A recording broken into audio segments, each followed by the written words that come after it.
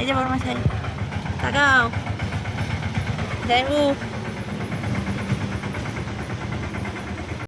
এবার আমরা তিনজনাই গেছি। হ্যাঁ, প্রত্যেক বছর বাড়ির সকলেই যাই, কিন্তু এবার যেতে পারিনি, বাড়িতে একটু প্রবলেম বলে কেউ পুজো দিতে পারবে না এক কথায়।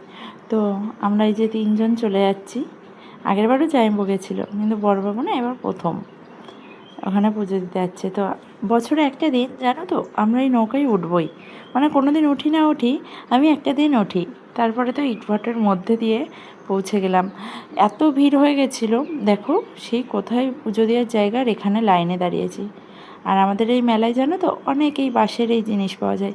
আর ছোটোবেলায় যখন মায়ের সাথে যেতাম, বায়না করতাম পাখার জন্য, আর হাতে একটা পাখা নিয়েই বাড়ি আসতাম আইসক্রিম খেতে খেতে। খুব মনে পড়ে ওই ছোটোবেলার দিনগুলো।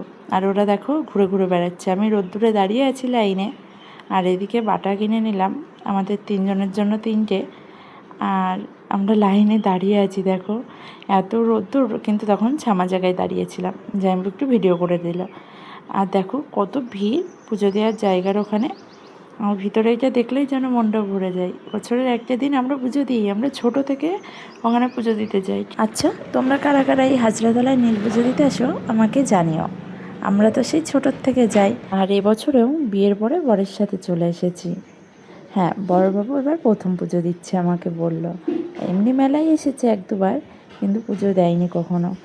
বিয়ের পরে আমার সাথে ফার্স্ট টাইম পুজো দিচ্ছে। আর পুজো দেওয়া হয়ে গেছে।